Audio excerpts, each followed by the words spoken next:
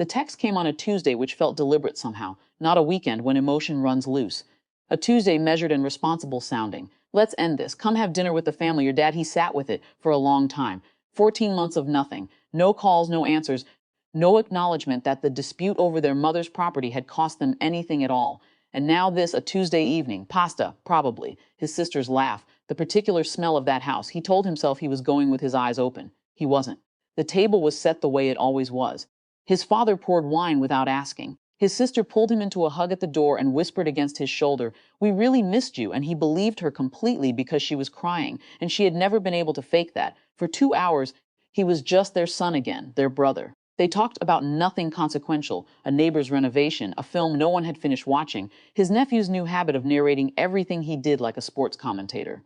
He laughed until his chest hurt. He had forgotten it could feel like this. After dinner, while his father was in the kitchen and his sister was settling the baby, he picked up his phone to check a message. His father's phone was on the table beside his glass. The screen lit up with a notification. A group chat preview, just a line, visible for 3 seconds before it dimmed. Perfect. He fell for it. "Next we transfer the house back," he read it once. Then he set his own phone down. His father came back with coffee. He accepted the cup with both hands and said, "This is really good, Dad," and meant none of it, and said it perfectly. He drove home in the kind of silence that has texture, not rage. Something quieter, the specific weight of understanding something you had half known for a long time but kept choosing not to finish knowing. The house, their mother's house, the one at the center of everything, had been legally transferred to him 18 months ago as per her documented wishes. His family had contested it. Mediation had collapsed. He had assumed the dinner was about reconciliation. It was about the house. They had wanted him present, warm, trusting. Presumably there was a document somewhere. Presumably they thought a good meal and his sister's tears would be enough. He called a property attorney the next morning, not out of anger. Out of clarity, the attorney told him what he already suspected. Any transfer would require his signature, witnessed and notarized. There was no mechanism by which goodwill over pasta became a legal instrument. Whatever they had planned, it required his willing cooperation. He didn't call his family to tell them he knew. He didn't call them at all. 3 weeks later, the calls started, his father first, careful and warm, asking how he was settling in, whether he'd thought more about what they discussed. He let it go to voicemail. His sister next, her tone shifted slightly, less warmth, more urgency. Something about the family needing to be aligned on the property situation before the end of the fiscal year. He texted back, "I'll have my attorney reach out 4 words."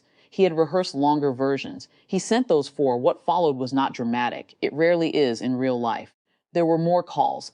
A letter from a different attorney, one his father had hired, making claims that went nowhere because the original documentation was thorough and his mother had been precise.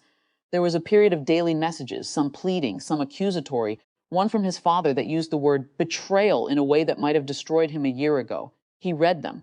He didn't respond to most of them. He was not happy about any of it. That felt important to acknowledge, at least to himself.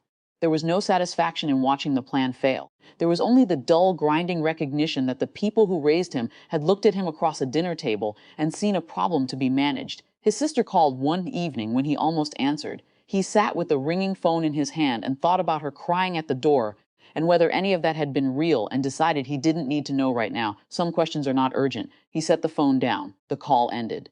Outside, it was just an ordinary night, the kind that asks nothing of you and offers nothing back, and somehow that felt exactly right.